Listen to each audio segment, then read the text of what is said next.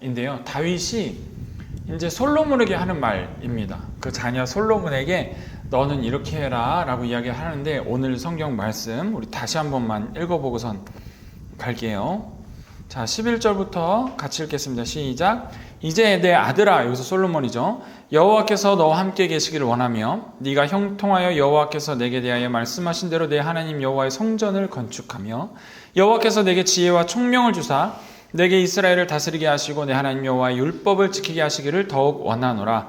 그때 내가 만일 여호와께서 모세를 통하여 이스라엘에게 명령하신 모든 규례와 법도를 삼가 행하면 형통하리니 강하고 담대하여 두려워하지 말고 놀라지 말지어다.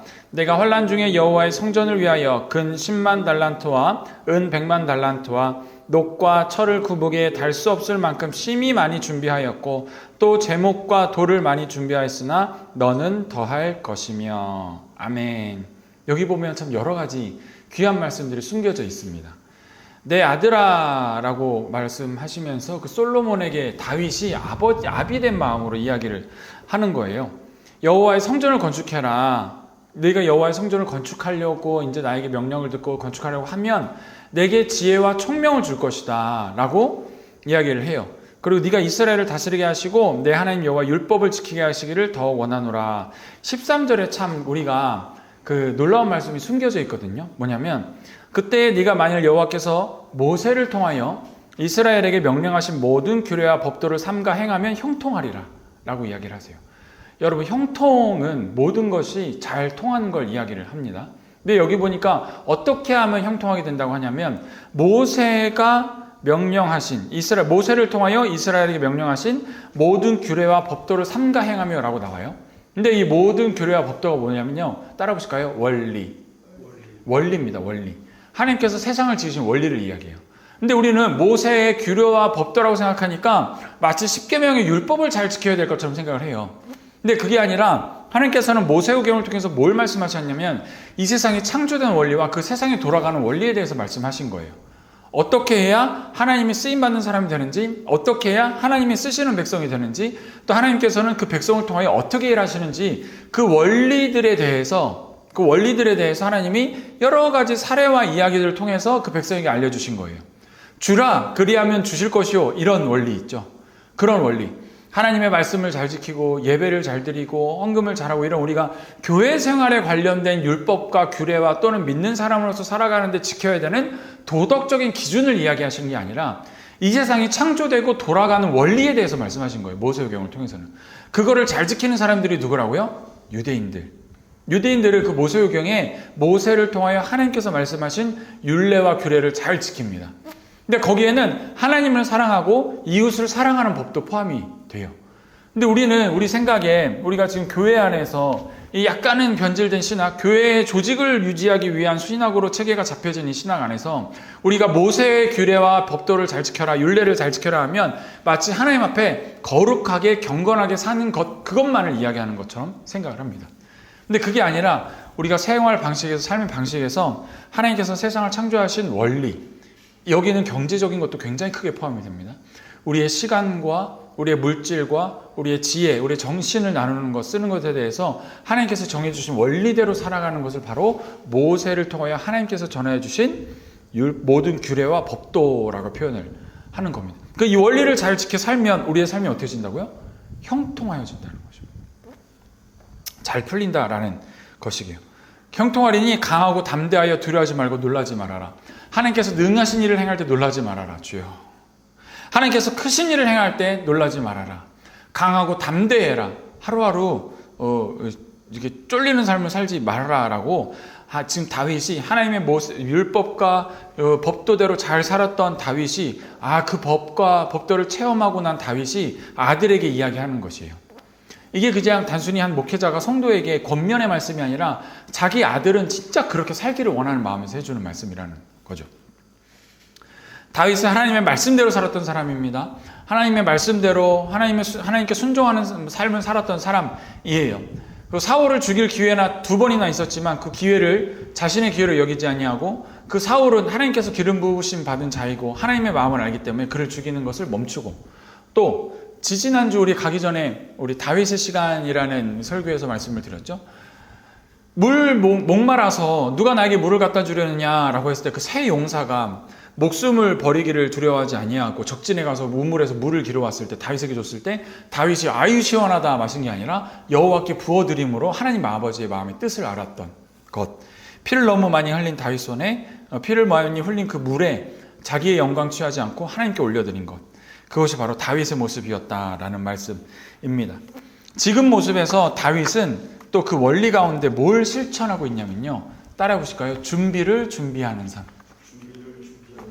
준비를 준비하는 삶. 저는 영어로 제 좌우명이거든요. 사실 이게 뭐냐면 prepare for ready라는 것입니다.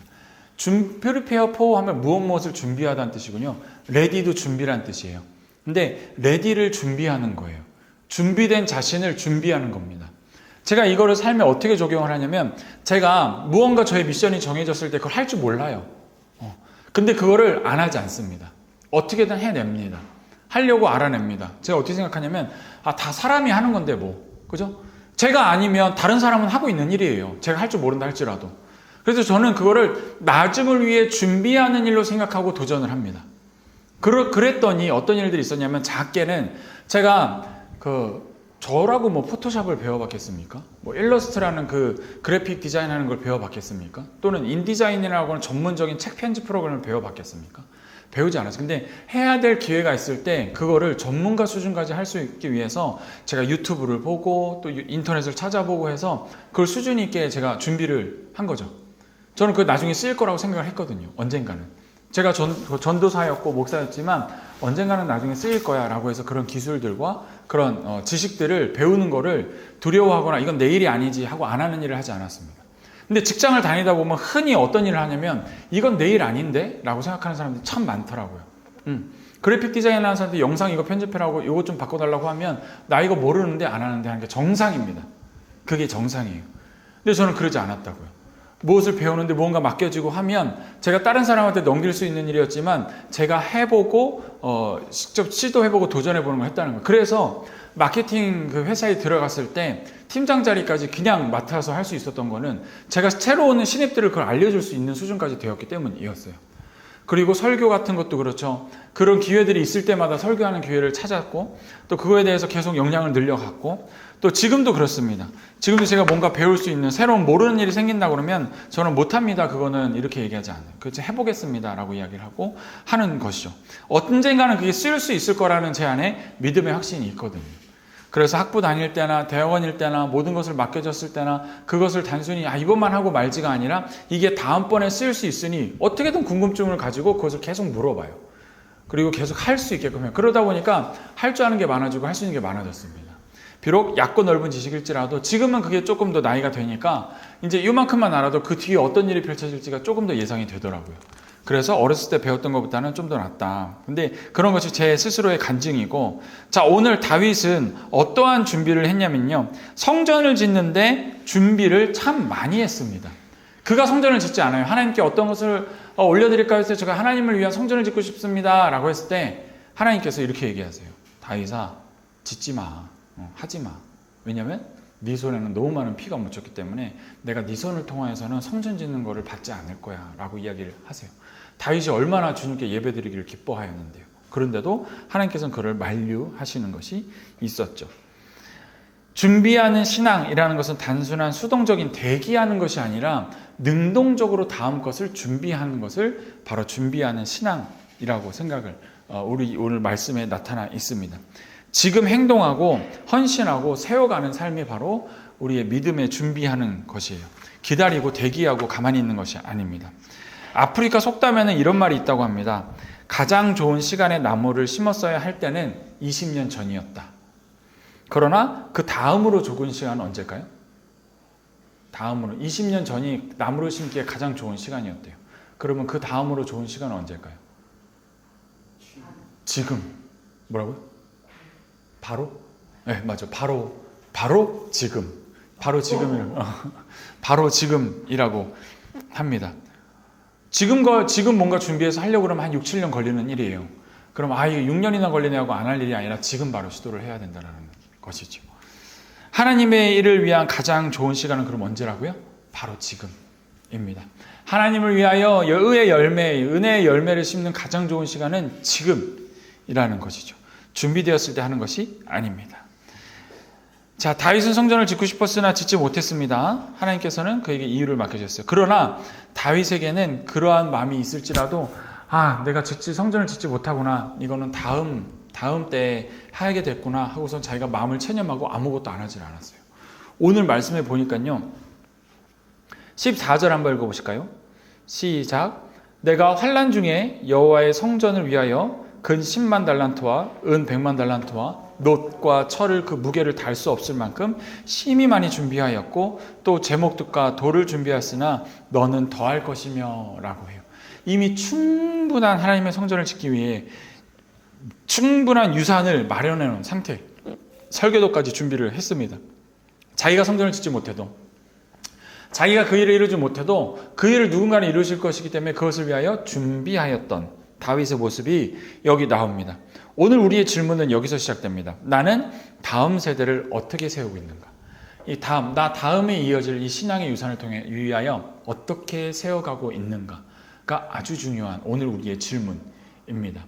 내가 다윗처럼 왕이라서 근 10만 달란트와 이런 것들을 다 준비하지 못할지라도 저는 지금 아이들에게 뭘 하고 있냐면 5항아리라는 아주 작은 교육을 시작했어요. 거기에는 뭐가 있냐면 11조, 헌금, 그리고 저축하는 돈, 그리고 투자하는 돈, 쓸 돈, 이거를 다 비율에 맞춰서 5항아리로 나눠 놓습니다. 그러면 오늘 요번에 애들이 일본 갔을 때도 저축한 돈과 쓸 돈만 빼서 썼어요. 그리고 거기에 투자로 표현되어 있는 거는 또 투자는 분명하게 필요한 것이거든요. 투자와 11조와 헌금, 하나님 앞에 10분의 1, 그리고 내가 주일에 드리는 헌금. 이 헌금의 개념은요, 주일마다 내는 헌금 개념이 아니라 이웃을 돕는 것이 바로 헌금이다라는 개념까지 알려줬습니다. 그래서 이 아이들은 이제 10만 원을 받게 되면요, 1,000원, 1,000원, 1,000원, 2,000원, 3,000원, 5,000원 이런 식으로 비율을 맞춰서 놓게 돼요. 그러면 1,000원을 받아서 다 쓰는 사람들이 되는 게 아니라 11조를 남겨두는 사람이 됐고, 헌금을 남겨두는, 남을 위한 다른 이웃을 돕기 위한 돈을 남겨두는 친구들이 됐고, 또 미래를 위하여 준비하고 투자하는 돈을 남겨놓는 친구들이 된 거예요. 100을 받으면 100을 다 쓰고 110까지 다 써버리는 이제 시대에서 그게 얼마나 중요한 교육인지 저는 말할 수 없는 가치다라고 생각을 합니다. 나중에도 그렇게 하겠죠. 100을 받으면 50만 쓰고 50은 남겨두는 사람들이 된 겁니다. 그리고 그 투자 쪽에 있는 것은 줄지 않는 금액, 하나님께서 투자를 분명히 말씀하셨거든요. 그것을 배가시키는 것을 말씀을 하셨거든요. 5달란트를 가지고 10달란트 만든 사람을 칭찬하셨거든요. 1달란트는 묻어두거나 없애버리면 그거는 가치가 배가가 된 게 아니시고 하나님의 뜻이 아니시다라는 것이죠. 하나님께서는 이렇게 말씀하십니다. 다윗을 통하여 다음 세대에게 여호와께서 내게 지혜와 총명을 주사 내게 이스라엘을 다스리게 하시고 내 하나님 여호와의 율법을 지키게 하시를 더 원하노라 라고 이야기를 해요. 이때 하나님의 말씀을 듣는 사람은 누구냐면 대제사장이었습니다. 그건 쭉 이어졌어요. 다윗은 대제사장은 아니었어요. 그죠? 여호와께서 너에게 지혜와 총명을 주었다라는 것은요, 대제사장을 통하여 다윗이 들었던 하나님의 말씀을 그에게 전달한 것을 이야기합니다. 하나님께서 다이렉트로 그들에게도 솔로몬에게도 이야기하고 말씀 주실 수 있겠지만 모세국을 통하여 다윗이 갖고 있던 지혜와 지식을 전달한 거를 여호와께서 내게 지혜와 총명을 주셨다라고 이야기를 하는 거예요. 그럼 우리가 오늘 이걸 보고 말씀을 해야 될 것은 하나님께서 우리에게 주신 말씀의 은혜를 우리 자녀들에게, 우리 다음 세대에게 준비시키는 것이 굉장히 중요한 일이다라는 것이에요. 하나님의 말씀을 전하고 하나님의 사랑을 전하고 하나님의 이야기를 다음 세대에 전달하는 게 굉장히 중요한 일이다라는 것은 다윗은 여호와께서 너에게 주셨다라고 이야기를 해요. 분명히 부모인 다윗을 통해서 이야기하셨을 겁니다. 근데 다윗은 겸손하게 하나님께서 너에게 주신 것이다 라고 이야기를 하죠. 그 말씀의 가치에 대해서도 동일하게 이야기를 하는 겁니다. 내가 가르쳐 준 것이 아니라 하나님께서 나를 통하여 주신 거기 때문에 그 가치는 하나님께서 아이들에게 주신 것이다 라는 가치 부여를 하고 있는 것입니다.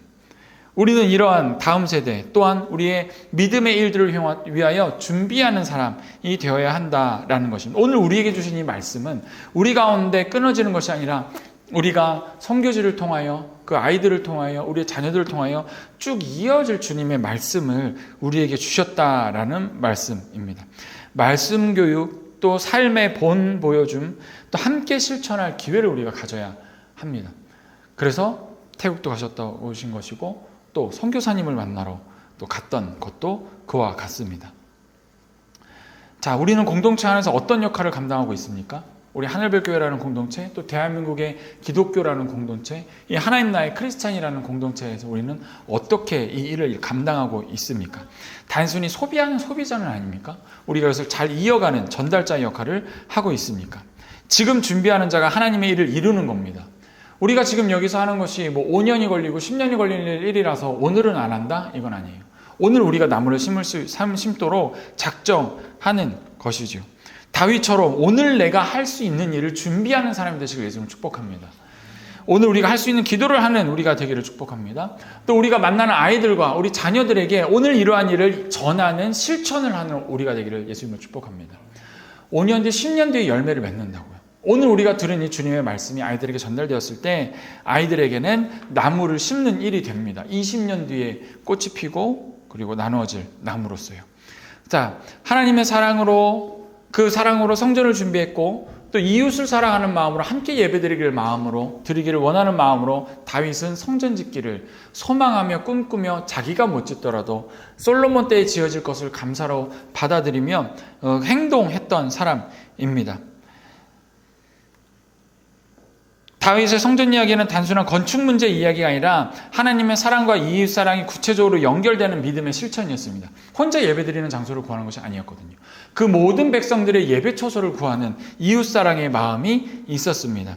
하나님을 사랑했기 때문에 성전을 건축하는 마음을 가졌었고요. 아들 솔로몬에게 하나님의 사랑을 전수하는 본문이 오늘 6절 10절에 있고 또 11절부터 16절까지는 하나님의 지혜로 행할 것을 당부하며 자녀를 축복하는 마음이 나오고요.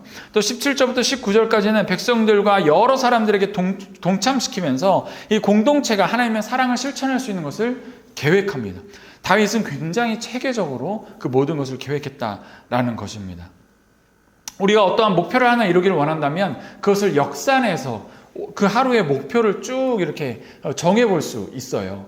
그래서 오늘 내가 무엇을 할 수 있을까? 내가 내년에 선교를 간다고 생각을 하면 지금 내가 뭘 할 수 있을까? 나라를 정하고 그 나라를 고민하고 그 나라에 어떤 것이 필요할런지 고민을 해서 그럼 그것이 필요하면 어떤 수량인지 얼마만큼인지 우리가 계획하고 준비해서 오늘부터 준비하는 것. 이것이 바로 다윗이 했던 일이라는 겁니다. 하나님의 성전이 지어질 규모는 이만했기 때문에 그 성전이 지어지려면 10만 달란트, 몇만 달란트, 그리고 목재와 자손과 일할 사람들이 이만큼 있어야겠다는 것을 역산해서 준비를 했던 다윗이었어요. 그는 믿음의 실천이 바로 있었습니다. 믿음의 실체가 있었습니다. 바라는 것의 실상이 그의 머릿속에 있었습니다. 그가 바라는 것은 성전이었고요. 그 실상이 있었던 거예요. 그래서 그 실상을 봤음으로 믿음으로 보았기 때문에 그것에 대한 준비하는 구체적인 일들이 바로 세워질 수 있었던 겁니다. 오늘 우리가 그러한 역산과 또 그런 생각과 그런 계획들을 통하여 하나님 아버지 앞에 모든 것을 준비하는 사람이 되기를 예수님은 축복합니다. 다윗은 그것을 통하여 짧게 표현했는데요. 어떻게 표현했냐면 14절에 내가 환난 중에 라고 표현을 해요. 정말 쉬운 중에 평안한 중에 이것을 준비한 게 아니에요. 없는 중에 어려운 중에 적기 나의 목을 치려고 하는 중에, 그죠? 그리고 집안 사람조차 도와주지. 왜냐하면 미갈이 그 예배를 너무 미워해서 미갈로부터 하나님께서 대를 끊으셨던 일이 있거든요. 아무도 자기를 도와주지 않는 중에, 그 중에 그 바라는 것의 실상이요, 그 믿음의 실체인 성전을 보고 하나님께서 주신다는 그 성전을 보고 환난 중에 준비했다라는 것입니다. 오늘 우리가 이겨야 될 환난은 무엇입니까? 재정적인 어려움, 또 우리의 사정의 어려움 여러 가지가 있을 수가 있습니다. 우리는 하나님을 사랑한다고 고백하면서도 하나님께 사랑받는다고 고백하면서도 환난이 있으면 하나님 앞에 우리의 것을 내어드리지 못하는 경우들이 참 많이 있지만 오늘 우리가 선포하고 다짐하기는 어떤 환난이 다가올지라도 주님께서 보여주신 그 비전을 바라보고 오늘 하루를 준비해가는 저와 여러분 되길 예수님을 축복합니다. 아멘. 그것이 바로 우리의 현실이 되기를 너무 간절히 소망합니다. 환난이 없는 사람은 없습니다. 근데 이 환난 가운데 하나님의 믿음의 실체를 바라보는 것, 우리 아이들이 이렇게 성장하는 것을 바라보는 것, 우리 아이들이 이렇게 찬양하는 것을 바라보는 것, 또 온 세계 열방에 우리를 통하여 하나님께서 복음 전하는 것을 우리가 그 자리에 가 있는 것을 바라는 것, 이것이 바로 하나님께서 일으키시는 공동체의 정확한 믿음의 행동인 줄 믿습니다. 제가 탄자니아 아이들을 이제 일주일 동안 섬겼는데 이번에는 참 마음이 다르더라고요. 왜 그거를 이제 깨닫게 하시는지 참 제가 그 13년이 되고 횟수로는 한 횟수로 보니까 7회, 8회 이렇게 되는 것 같은데 그 전에 아이들이 처음 왔을 때는 그냥 사역의 대상이었어요. 잘 데리고 다니고 잘 보여주고 밥 불만 안 나오게 하고 아침에 잘 챙기고 저녁에 잘 집어넣고 스케줄 착착착착 끝나지 무리하지 않게 잘 짜고 이게 다였는데 요번에는 아이들에게 하고 싶은 말들이 그렇게 많더라고요. 무슨 말이냐면 너희들 정말 특별하게 여기에 부름받아 왔다. 하나님께 선택받아 왔다. 오고 싶어서 다 오는 것 아니다. 그리고 이 대한민국이 이렇게 발전한 것 하나님 앞에 기도하고 헌신했던 믿음의 사람들이 나라 사랑하는 마음으로 이렇게 열심히 일해서 된 것이다. 너희들도 나라 사랑하는 마음을 가져야 된다. 하나님께서 그 탄자니아를 위하여 너희를 특별히 택하셔서 이 땅으로 한국으로 불러주셨고 이 좋은 것을 보게 하신다. 그러면 뭐 어떻게 되는 줄 아니? 하나님께서 너의 손을 통해서 일하실 거야. God will make a way by your hands. 그리고 하나님께서는 일하실 거야. 하나님의 크기대로, 하나님의 능력대로, 하나님의 올마이티대로 너의 손을 통해서 일하시게 될 거야. 그랬더니 애들이 아멘 이렇게 얘기해요. 그전에는 저에게서 이런 메시지가 나가지가 않았거든요. 그저 아이들은 뭔가 계도의 대상이고 못 사는 나라에서 와서 더 알려줘야 될 대상으로만 생각이 됐는데 이제서야 제가 눈이 뜨이고 제가 마음이 열려서 아이들에게 그런 메시지가 나가고 있더라라는 것입니다. 그 아이들이 탄자니아 가서도 또 어떤 마음으로 생활할지 계속 그런 것을 챙겨주고 싶은 마음도 막 들더라고요. 그래서 그 아이들이 그 어떤 공간에서 어떻게 생활하며 어떻게 숨쉬며 어떻게 먹으며 생활할지가 머릿속에 막 그려지는 거예요. 그래서 그 공간에 마치 함께 있는 것처럼 제가 탄자니아에 가진 않았지만 마치 간 것처럼 그렇게 지금 막 이입이 되더라고요. 그래서 그곳에서 역시 일하시는 하나님께서 내 마음을 아시고 그곳에서도 같이 일하시겠구나. 그 아이들의 마음을 통하여 탄자니아를 바꾸시는 일들을 하시겠구나라는 믿음의 확신이 더 많이 들었습니다. 그래서 그런 것을 꿈꾸면서 그런 것을 바라면서 우리가 그것들을 준비를 할 수가 있는 거예요. 자, 우리는 이 크리스찬 공동체 하나님께서 맡겨주신 기독교 공동체 안에 그런 일들을 능히 해내는 우리 한 사람 한 사람이 되기를 바랍니다.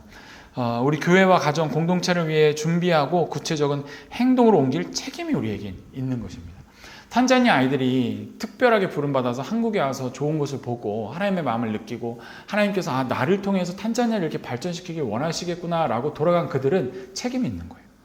하나님께서 그런 것을 보여주셨잖아요. 알게 해주셨잖아요. 더 기도해야 되고 더 열심히 공부해야 되고 더 열심히 실천하고 행동해서 탄자니아를 정말 하나님께서 발전시키신 나라로 만들어야 될 책임이 있습니다. 그 아이들에게. 저에게는 또 그 아이들을 위해서 기도해야 될 책임이 있고요. 또 우리도 이 지금 부름받은 이 세대에 우리가 이 나라를 위하여서 이 민족을 위하여서 기도하고 또 우리 선교를 위하여서 우리 맡겨주신 자녀를 위해서 이러한 영적인 유산을 흘려보낼 책임이 있다라는 말씀이 바로 오늘 다윗의 이 솔로몬을 향한 축복과 말씀에서 우리가 배우게 될 은혜인 줄 믿습니다.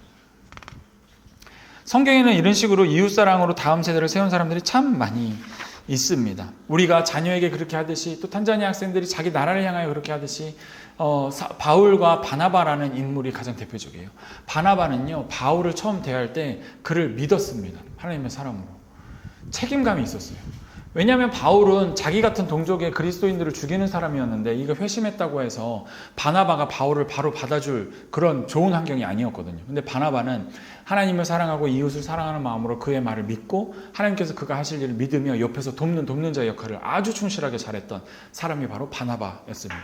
그래서 결국에는 신약 성경의 절반 이상을 쓰는 복음의 전도자를 길러낸 것이 바나바의 역할이었지요. 또 유니게와 로이스라는 인물이 있는데 기억나십니까? 디모데전서에 나와요. 들어보신 적 있어요? 나의 사랑하는 아들 디모데야, 내가 너를 너무 사랑하고 축복한다. 그리고 너의 신앙은 너의 것이 아니라 바로 너의 외조모 유니게와 로이스 어머니로부터 온 것이다. 이 어머니와 외할머니의 신앙이 이 디모데라는 사람에게 잘 전해져서 바울이 보기에도 너무나 칭찬할 만한 사람이 되었던 겁니다. 우리 지금 아이들도 외할머니랑 같이 지내요. 그리고 어머니랑도 같이 지내고 있습니다. 이 신앙이 잘 전했을 때 디모데와 같은 주님이 칭찬하시는 자녀가 길러지는 줄 믿습니다. 그런 자녀가 바로 건호, 윤호이고 또 우리 따님 두 분인 줄 믿어요. 그래서 우리 아이들에게 우리 그렇게 전할 책임이 있다라는 것이 있다는 것이에요. 바로 성경 말씀에 그런 것이 있는 거죠.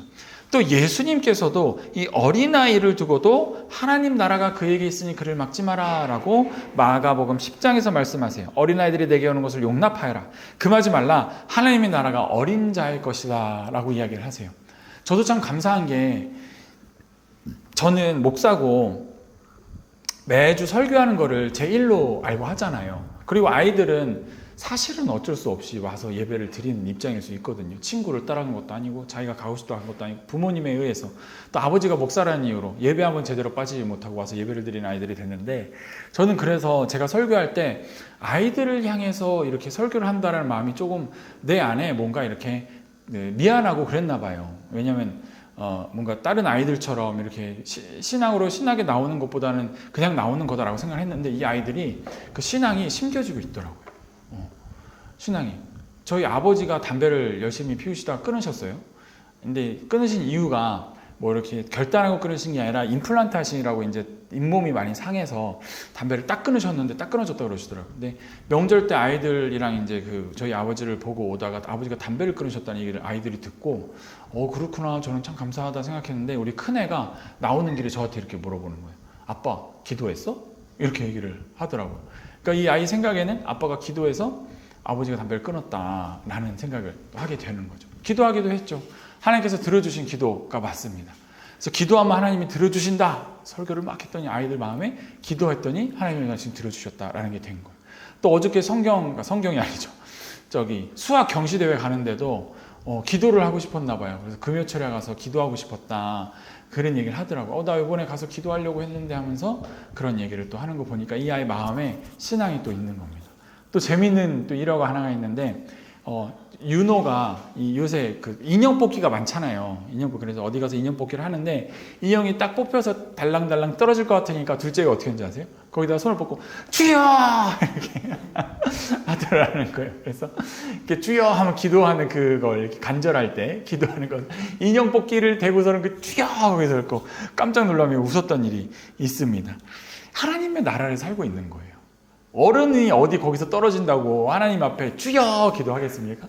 근데 그 아이의 마음에는 거기다가 달랑달랑 떨어질 것 같으니까 주여 이렇게 기도하는 하나님 나라를 살아가는 그 아이의 믿음이 바로 있는 것입니다. 이런 아이들에게 어른의 생각과 경험으로 이 정도만 얘기해줘야지, 이거는 아직 몰라도 돼, 이게 없다라는 거예요. 예수의 말씀을 있는 그대로, 하나님의 기적을 있는 그대로, 나사로가 하나님 사람 살리셨다.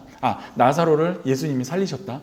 하나님이 이 세상을 창조하셨다. 그리고 너희들이 기도한 거 하나님이 들으신다. 그리고 너희 미래, 너희 삶의 책임은 하나님께서 분명히 책임지고 계신다.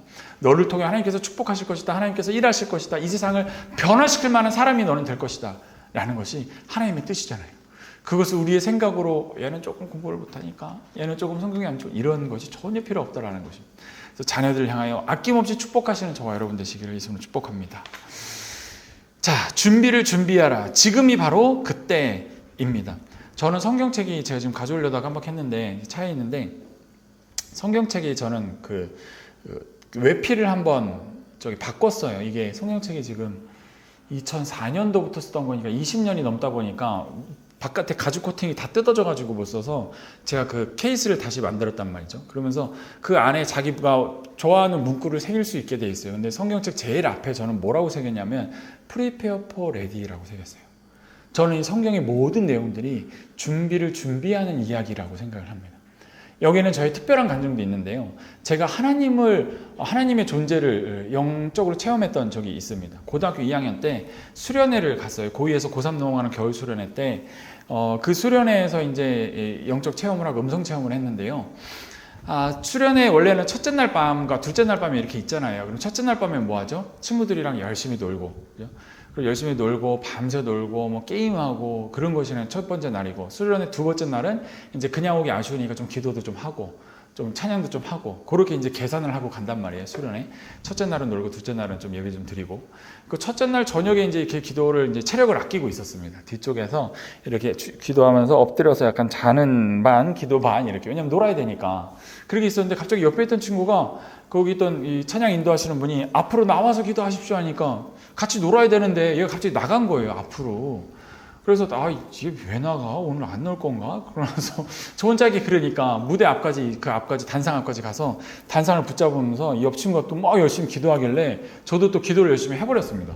그러면 안 되는데 놀아야 되는데 열심히 기도를 했는데, 그때 어떤 경험을 제가 했냐면, 주여 뭐 그때 나를 사용해 주세요 이런 기도를 막 시키셨었어요 그때. 근데 그러고 나서 기도를 하다 중간에 갑자기 주변이 확 조용해지는 거예요. 갑자기 뭐 TV가 꺼진 것처럼, 또 불 꺼진 것처럼 갑자기 주변이 엄청 시끄러운 조용히 갑자기 쑥 하면서 조용해지면서 저 멀리에 환한 빛 하나만 보였습니다. 그래서 그 빛에서 음성이 들리는데 내가 너를 준비시키리라 라는 말씀이 딱 들렸어요. 그리고서는 다시 그 꺼졌던 볼륨이 확 돌아오면서 그 시끌시끌한 게 갑자기 확 돌아왔거든요. 근데 전 너무 놀랬죠. 눈을 뜨고 봤더니 다시 그 자리더라고요. 근데 제가 느꼈던 그 음성이 바로 하나님의 음성이었다고 저는 믿어요. 근데 그 음성 체험을 하고 난 다음에 제가 고민이 많아졌어요. 하나님께서는 뭘 준비하시려고 그러지? 뭘 준비시키려고 그러지? 내가 굉장히 위대한 사람, 유명한 목사님처럼 돼서 나를 그런 곳에 준비시키시려는구나, 쓰시려는구나 라고 생각을 하고 막 이제 살았습니다. 근데 그러고 나서 몇 번의 또 신앙 경험이 있고 난 다음에 저를 겸손하게 만드신 하나님께서 그 준비를 준비시키신다는, 내가 너를 준비시키리라 라는 말씀이 어떻게 정리가 되었냐면요, 너 천국 들어갈 준비시켜줄게 라는 것이었어요. 너 지금 이렇게 살면 지옥의 불로 떨어질 수밖에 없으니 너 내가 변화시켜서 천국 백성 되게 해줄게, 그 준비시켜줄게, 이 말씀이었습니다. 아멘이십니까? 그 준비를 하는 겁니다. 우리는 이 자리에서 뭘 해도 하나님의 권능의 그 주인에서 종된 권능대로 일을 할 수밖에 없습니다. 하나님께서는 능히 세상을 창조하시고 하나님은 세상을 운행하시는 분인데 우리를 사용하신다고 하면 하나님께서는 그 준비시키시는 그 과정 가운데 우리를 두신 겁니다. 우리의 천국 들어갈 준비, 우리가 무엇을 한들 그 큰 것이겠습니까? 하나님께서 쓰시는 그 쓰임대로 사는 것이겠죠. 우리가 1억을 이용하든 100억을 300억을 운영하든 하나님의 능력대로 일할 뿐입니다. 그리고 그것은 우리가 이 땅 가운데 천국을 누리는 삶에 준비된 것들이고 하나님의 천국을 경험하는 것이고 하나님의 천국에 들어갈 준비라는 것이죠. 그렇기 때문에 우리가 하는 일은 오늘 다윗에게도 볼 수 있지만 다윗은 그 모든 것을 하나님이 하셨다고 하셨거든요. 그 지혜로운 다윗이 자신의 아들에게 지혜와 총명과 이 큰 재산들을 물려줌에도 여호와께서 너에게 주셨다라고 말씀하는 이 다윗의 모습에서 우리의 또 지경과 우리가 크게 누리게 될 하나님의 권능과 권세도 미리 체험할 수 있는 것입니다. 절대 작지 않습니다. 우리가 행할 일이 절대 작지가 않습니다. 결국 예수님을 다윗이 하나님의 성전을 짓기 원했던 이 성전은 예수님께서 다시 세웠던 그 성전입니다. 반복적으로 말씀드리지만 다윗이 그렇게 세우고 싶었던 하나님의 성전은 뭐냐면요, 우리입니다. 예수님께서 사흘 만에 헐고 새로 세우신 그 성전, 그 바로 예수님을 믿는 우리입니다. 우리를 짓기 위해서, 우리를 세우기 위해서 지금 다윗이 솔로몬에게 이야기하고 있는 거예요. 내가 환난 중에 여호와의 성전, 나를 위하여 금 10만 달란트, 은 100만 달란트, 녹과 철 그 무게 달 수 없을 만큼 심히 준비하였고 또 제목과 돌을 준비하였으니 너는 더할 것이다. 우리는 다음 세대에 성전 세울 것을 이야기했습니다. 그리고 그것들 위하여 우리가 할 수 있는 일을 준비로 생각하고 하자라고 말씀을 드렸습니다. 우리가 다음 세대에 줄 수 있는 것은 어마어마한 영적 유산임과 동시에 물질적인 유산, 시간적인 유산, 정신적인 유산, 그 모든 것을 포함하게 되는 것입니다. 다윗은 그것을 준비했던 거예요. 우리도 환난 중에 이 성전을 위하여, 또 우리 성전인과 동시에 우리를 통하여 세워질 그 성전, 믿음의 성전을 위하여 근 10만 달란트, 은 100만 달란트, 녹과 철을 그 무게를 달 수 없을 만큼 심히 많이 준비하였다. 내가 가진 모든 것을 그를 위하여, 그 성전 세워짐을 위하여 내놓기를 원하고, 또 성전 세워진 그 사람은 더해라, 그거에 더해라라고 이야기를 하시는 것입니다. 우리는 성전입니다. 하나님께서 핏값으로 세우신 성전이고 다윗이 그 자녀에게 너무나 세워지기 원했던 그 성전입니다. 성전은요, 천국을 경험하는 곳입니다. 천국은 우리가 생각하는 유토피아만 이야기하는 게 아니에요. 어디 놀러 갔을 때 행복하고 즐거운 것만 이야기하는 거 아니라 환난 중에도 하나님의 통치권을 인정하고 환난 중에도 하나님의 통치권을 경험하고 환난 중에도 하나님이 인도하시는 것을 느끼며 살아가며 간증으로 살아가는 것이 바로 천국인 줄 믿습니다. 성전된 우리는 그런 천국을 누려야 될 책임이 있습니다. 누리시라고 축복하는 말에서 끝나는 게 아닙니다. 책임이라고 말씀드렸어요. 이것을 경험하지 못하면 우리가 잘못 살고 있는 겁니다. 하나님의 통치권을 느끼지 못하고 있다면, 하나님의 사랑을 못 느끼고 있다면 우리는 책임을 다하고 있지 않은 것입니다. 왜냐하면 하나님께서 지으신 너무 귀한 성전인데 그 성전이 누려야 할 복을 제대로 못 누리고 있다면 이것은 책임을 잘못한 겁니다. 그러므로 하나님께서 모세를 통하여 말했던 율법과 율례들, 그 세상 돌아가는 원리에 우리의 삶을 입각하여 살아갈 때, 순종하여 살아갈 때, 실행하며 살아갈 때 우리는 천국을 경험하는 성전으로서의 삶을 살아가고 있는 줄 믿습니다. 그것의 시작이 바로 프리페어 포 레디, 준비하는 삶입니다. 오늘부터 천국을 준비하시는 저와 여러분 되시기를 예수님으로 축복합니다. 기도하겠습니다. 하나님 아버지 감사합니다. 하나님 아버지 앞에 우리가 천국의 성전으로 살아갈 수 있음을 오늘 말씀을 통해 배웁니다. 다윗은 주님의 성전이 세워질 것을 너무 기대하며 그것을 믿음으로 바라보고 모든 것을 다 주님 앞에 드리며 살아갔습니다. 아버지 하나님, 우리 또한 다음에 세워질 성전을 위하여, 나라는 성전을 위하여 우리의 모든 자산을 다 투입하여 그것이 세워지기를 간절히 열심히 일하는 우리들 되게 하여 주시옵소서. 그리하여 우리의 삶이 형통함의 극치의 삶을 살 수 있게 하여 주시고, 주님 아버지께서 주시는 귀한 복락을 다 누리며 사는, 또 나누며 사는 우리 될 수 있도록 인도하여 주시옵소서. 감사드리며 예수님 이름으로 기도드립니다. 아멘.